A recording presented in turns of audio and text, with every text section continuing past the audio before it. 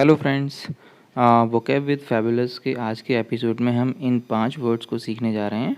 The word is articulate, booze, countenance, deterrent and then emaciated. देखिए, ये match the following हैं और इनके मीनिंग्स सामने लिखे हुए हैं, but they are in the jumbled way, so you have to correctly match it.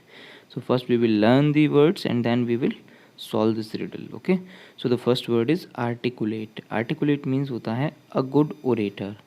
Orator means अच्छा वक्ता, अच्छा बोलने वाला, जैसे कि आपके अटल बिहारी वाजपेयी जी थे, जैसे आदरणीय मोदी जी हैं. सो ये सब क्या है, अच्छा बोलते हैं, मतलब कि ऐसा बोलते हैं कि आदमी घंटों घंटों इनकी बात सुनता रहता है और बोर नहीं होता. So this is the meaning of articulate. अब इसका सेंटेंस में देखिए, बेटर अंडरस्टैंडिंग के लिए सेंटेंस में यूज़ करके मैंने बताया है. Nirmala Sitharaman is an articulate woman. Okay, obviously articulate woman तो हैं ही. 20 लाख करोड़ रुपए का पैकेज दे दिया, कोरोना में किसी को कुछ भी मिला नहीं, but most of the people are satisfied. So she is an articulate woman. Okay, so this is how articulate word. Now next word is booze. Booze क्या है, ये देखो शराब से रिलेटेड है थोड़ा सा. बूज, इसमें क्या होता है, इसको एल्कोहलिक ड्रिंक से रिलेट करते हैं, to take alcoholic drink. Okay, या फिर एज ए नाउन हम यूज़ करेंगे तो केवल एल्कोहलिक ड्रिंक भी इसका मीनिंग माना जा सकता है.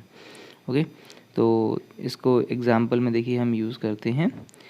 There was free booze at the party. There was a free booze at the party.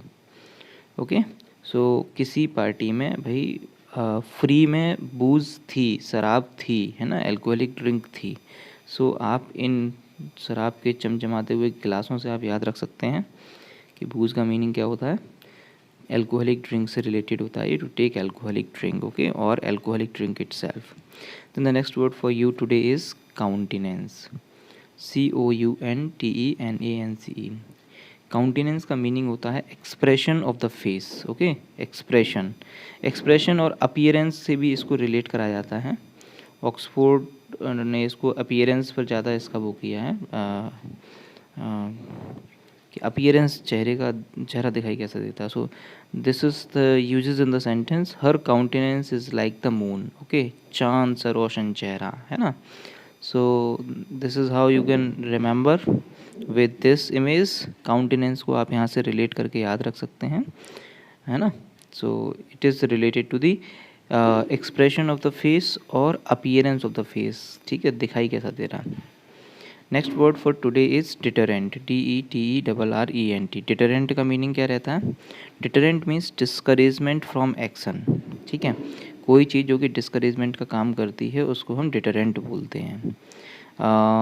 Examples nuclear weapons या फिर जो भी मतलब कि वेपन्स ऑफ मास डिस्ट्रक्शन होती हैं उनके सेंस में इसको यूज़ किया जाता है. देखिए, न्यूक्लियर वेपन्स डिटरेंट का काम कैसे करती हैं. अगर दो कंट्रीज़ जैसे इंडिया है और पाकिस्तान है, इनके पास में मान लीजिए एक न्यूक्लियर वेपन्स हैं, है ना. तो अगर इंडिया पाकिस्तान को मालूम है अगर हमने न्यूक्लियर वेपन से इंडिया के ऊपर अटैक कर दिया तो ये हमें वापस अटैक कर देंगे, तो हमें ये ख़त्म कर देंगे. ऐसे ही इंडिया को मालूम है कि अगर हमने पहले अटैक कर दिया और बाद में पाकिस्तान ने अटैक किया तो फिर हमारी बहुत बड़ी आबादी को ले डूबेंगे ये.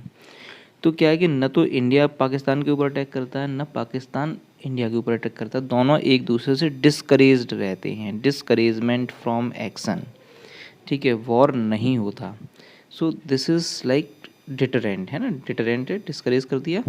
सो nuclear weapons act as deterrent. आप यहाँ से याद रख सकते हैं. न्यूक्लियर होलोकास्ट की ये इमेज मैंने यहाँ पे लगाई हुई है. सपोज एक कंट्री है जिसके पास में न्यूक्लियर वेपन है, दूसरे के पास में है ही नहीं, तो ऑब्वियसली जिसके पास न्यूक्लियर वेपन है उस पर तो अटैक करेगा ही नहीं वो दूसरा कंट्री, क्योंकि वो रिपरकशंस जानता है. So this is how the meaning of deterrent goes, कि discouraging something from action. Okay, war के सेंस में, डिस्ट्रक्शन के सेंस में इसको यूज किया जाता है. Next word is emaciated. EMACIATED. Emaciated का मीनिंग होता है थिन एंड वीक, बहुत ही कमज़ोर और पतला. ओके, तो इसके लिए देखिए कि प्रिजन में आप जानते हैं जो कंडीशंस हैं वो बहुत ख़राब होती हैं. जो प्रिजनर्स हैं उनको खाना नहीं मिलता टाइम से, मेडिसिन्स नहीं मिलती हैं, है ना. तो यहाँ पर देखिए इसको सेंटेंस को यूज़ करके बताया गया है. The prisoners were ill and एमेसिएटेड.